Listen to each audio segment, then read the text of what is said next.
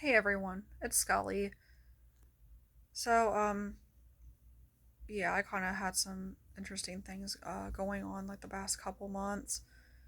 As most of you know, I was hospitalized back in May because I had a mental breakdown. So ever since then, I've just been trying to keep up with my therapy and doctor's appointments and, try to get back on track. But I did find something rather interesting. I have a new therapist and a new doctor, both of which are really nice. I like them both. But both of them seem to agree that I had tendencies of OCD, and perhaps that was a little bit of a surprise, but at the same time, not so much. Because I believe that there's probably, at least in my case, probably a huge genetic component of it. There's people in my family that have tendencies of OCD, and I know one person was at least diagnosed with it at some point. There was a fairly close relative, so that would be, higher chance I would probably have it if that's the case. But the thing I keep asking myself ever since I got that diagnosis, though, is why did I not get that diagnosis sooner? I just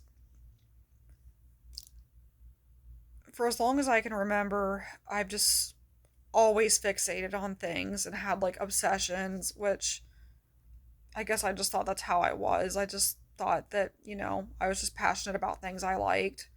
Because I could be obsessed with positive things like my writing. I love my writing. I feel like I'm at least decently good at it. Very positive outlet for me, especially with my, mental health related stuff. So I just thought, oh, that's just me. I'm just passionate about things that I like. But then I'd start to obsess over bad things too, like things that were bothering me.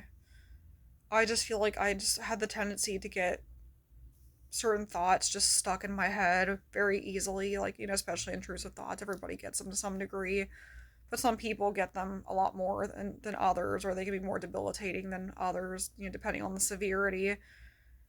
So, when my brain got stuck on negative things, I guess I just thought, since I obsess over positive things too, maybe that'll be a good way to get my brain unstuck and fixate on something else. Because I feel like a lot of times if I had my brain stuck on something for too long, I'd have to either dissect it into a million pieces to figure out, okay, why is this here? Or I would just have to distract myself with something else, which that's usually what would end up happening after a while. So I've just always kind of been that way, so I didn't really think much of it. I just thought, I had generalized anxiety disorder. I had several doctors that said I had that, so I thought my brain constantly doing the run around of like, hey, what are we gonna worry about today? I just thought that was just part of my anxiety, so I guess I didn't really think much of it. But then once I started to have like rituals, like the compulsive behavior, that's kind of when it started to stand out a little bit more. Like if I was so worried about leaving the stove on that I had to check the stove several times, or if I was so worried about leaving my car lights on and my battery draining overnight that I was checking it a whole bunch, that seemed in my mind to be like I thought I was just being proactive. Like, hey, I just want to be sure I don't leave my lights on overnight and my car battery dies. I've had that happen before. That sucks. It's not good for your battery for your car anyway.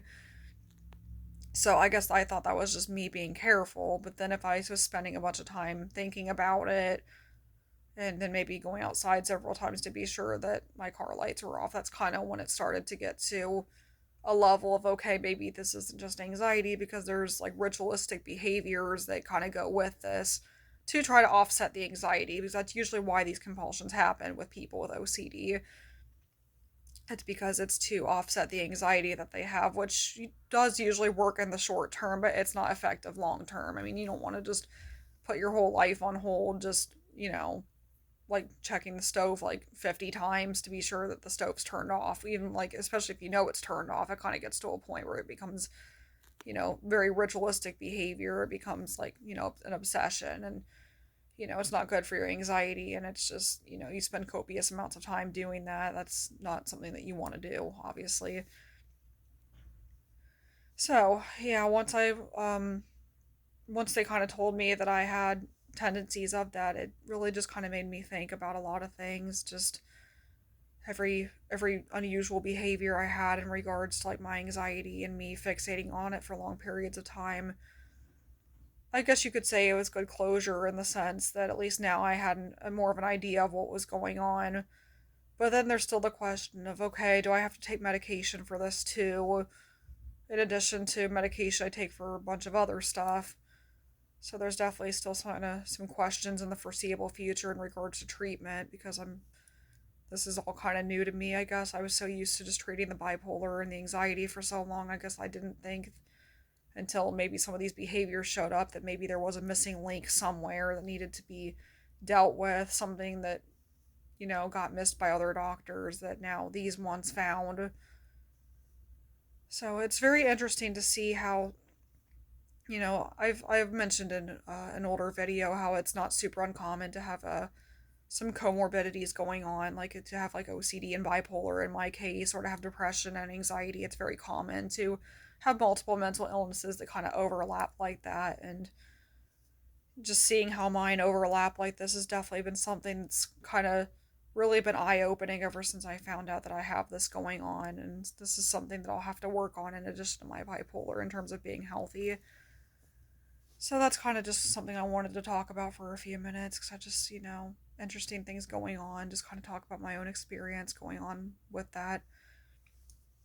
If anybody else has any personal experience pertaining to OCD, I actually would be very open to hearing about it because, like I said, this is still kind of new for me and I'm still kind of trying to wrap my head around it. I do confess I've had a little bit of denial about it, but I know obviously I can't get very far with that because I've noticed these tendencies, these habits for so long. Obviously, there was something going on that I just maybe wasn't quite aware of, or, you know, I guess it's kind of seeing it through two lenses now and not just one. But anyway, thank you for taking the time to listen to this video for those of you that have made it all the way through.